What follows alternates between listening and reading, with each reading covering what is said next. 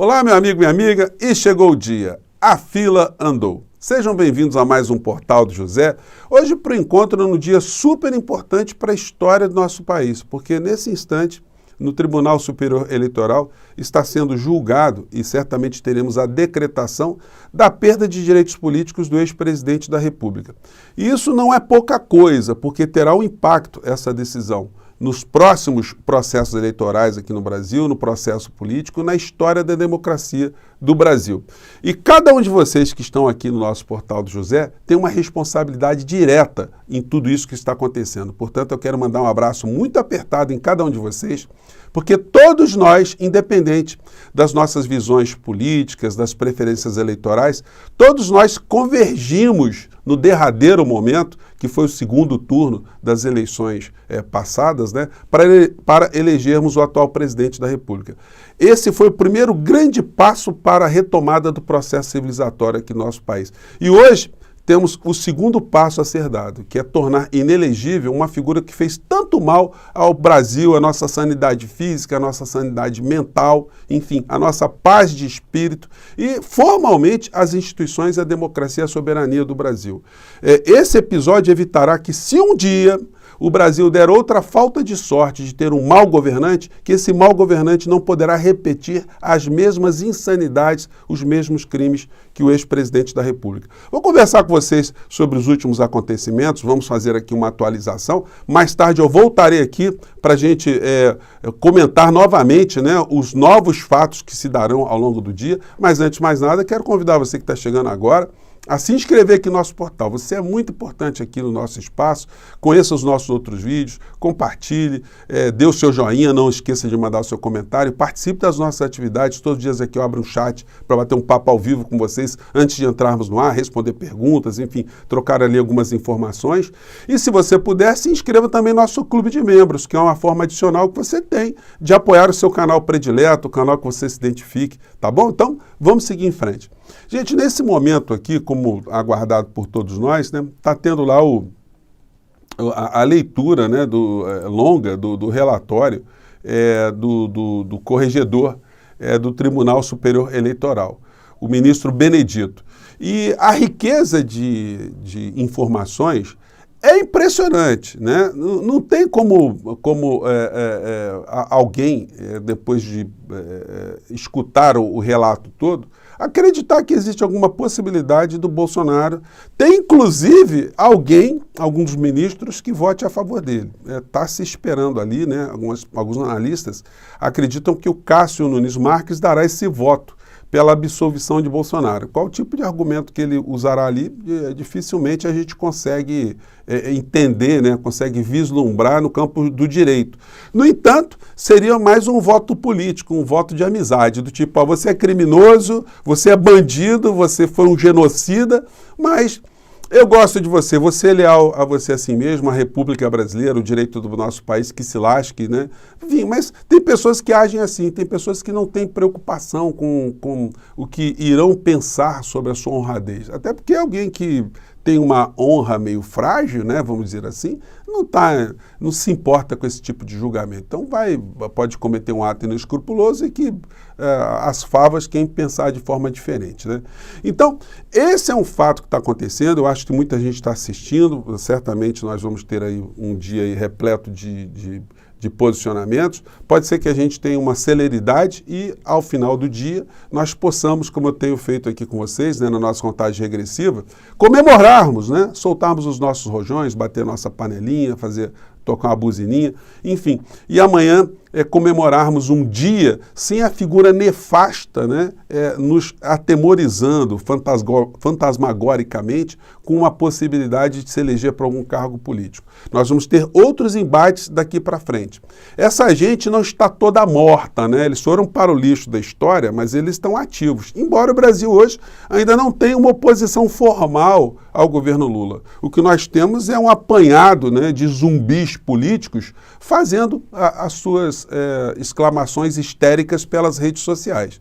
O governo Lula está caminhando dentro de uma normalidade, a economia do nosso país está respirando, está dando sinais muito positivos. No entanto, isso está criando espaço também para outros embates muito importantes que a sociedade brasileira toda vai ter que se engajar através da liderança do presidente da República, que é o questionamento desse modelo econômico, pelo menos algumas bases desse modelo econômico, que está fazendo com que o Banco Central do nosso país, de fato, governe as nossas vidas. Porque o Banco Central do Brasil, essa turma de banqueiros ou de representantes de banqueiros que estão ali no Banco Central, estão manietando o Brasil, estão atrofiando o Brasil, não estão deixando o Brasil crescer. E o Brasil, sem crescer, não pode fazer projeto para absolutamente nada, né? Então, enfim, temos muitas coisas entrelaçadas. E vejam vocês como é o destino da história, né? O Bolsonaro está indo para as redes para tentar se colocar como vítima. Esse é o discurso que vai rolar daqui para frente, da vitimização, do coitadismo. Só que é o seguinte, gente, essa é a primeira condenação de Bolsonaro. Outras tantas virão na sequência. O Bolsonaro hoje, ele teve contra si, embora a Justiça do Estado de São Paulo tenha desbloqueado uma parcela do que tinha abocanhado antes, mas exigiu que fosse dado um imóvel em garantia. E a defesa de Bolsonaro deu o apartamento dele lá em Brasília como garantia. Então, nós temos aí o patrimônio do ex-presidente da República sendo também dilapidado por força da lei, por força dos crimes que cometeu e agora por conta disso está sofrendo as consequências. Essa gente toda vai continuar a fazer discursos histéricos para cima e para baixo. E ontem o Bolsonaro, ele deu uma entrevista na CNN e aí, gente, eu tenho que falar com vocês, né? É difícil fazer críticas a colegas, mas o jornalismo aqui no nosso país está um negócio complicado. Embora as grandes empresas, elas, de um certo modo, criem ali uma redoma ao redor do jornalismo, né? E eles fiquem ali com alguma timidez de desempenharem um papel, mas tem situações que são vergonhosas. O Bolsonaro não pode ir para uma CNN que tem ali jornalistas experientes, contar uma série de mentiras e não ser desmentido, não ser questionado. Como eu disse para vocês, ele está dizendo que fez esse encontro com os embaixadores porque o Fachin teria feito o encontro anterior e teria mentido, teria pedido para os embaixadores, pedir para os seus governos reconhecerem uma vitória de Lula, uma vitória instantânea. Isso não aconteceu, isso é mentira, mas ele reproduz tanto essas mentiras que você vai vendo essas mentiras por todos os lados. Que as pessoas nas redes sociais de Bolsonaro reproduzam isso sem questionamento, a gente até consegue compreender. Mas uma CNN ficar escutando o Bolsonaro e não dar nenhum tipo de contraponto, né? De mostrar, olha, o senhor está fazendo isso, mas e os 300 bilhões que foram gastos durante a campanha? Durante o processo eleitoral do povo brasileiro. E é uma malversação de dinheiro público. E os pastores que fizeram negócios lá dentro do Palácio do Planalto. E as situações todas que foram decorrentes dos atos golpistas, do 7 de setembro, as motociatas, as caminhadas para Jesus, enfim. Tudo isso é para ser esquecido. As articulações golpistas, tudo aquilo que está vindo à tona agora, o Bolsonaro não tem responsabilidade nenhuma. Ele é um homem santo, é um inocente no meio dessa história. Então, se dá um espaço para ele ali, para ele ficar fazendo esse tipo de proselitismo, ao mesmo tempo que nós temos o presidente que nós ajudamos a eleger no nosso país, fora do Brasil, fazendo alianças, fazendo articulações ali muito interessantes, que terão impacto na política externa aqui do Brasil, e um deles é esse encontro de Lula com o Papa, né?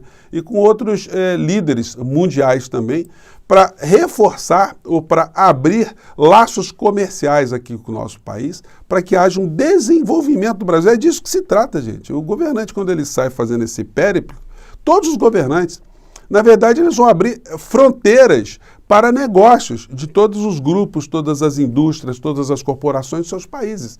Vai ajudar a que haja uma maior sinergia, né, essa expressão que se usa muito ultimamente, né, entre as economias desses países. Então não é uma mera visita de passeio, não. O Lula portanto, aproveitou para se encontrar com o Papa, né? É sempre um encontro muito significativo, por vários aspectos, porque o Papa é um líder político também. O Papa, ao mesmo tempo, muitas pessoas não se tocam disso, né? É um líder de Estado, porque o Vaticano é um Estado. e tem representação, né, no mundo inteiro, no mundo católico todo. Então, quando algumas mensagens são jogadas ali, quando alguns questionamentos são jogados ali, isso tem uma repercussão muito grande. Isso pega aqui no Brasil, claro, pega e pega no mundo inteiro. Então, a agenda do Lula muito movimentada, né?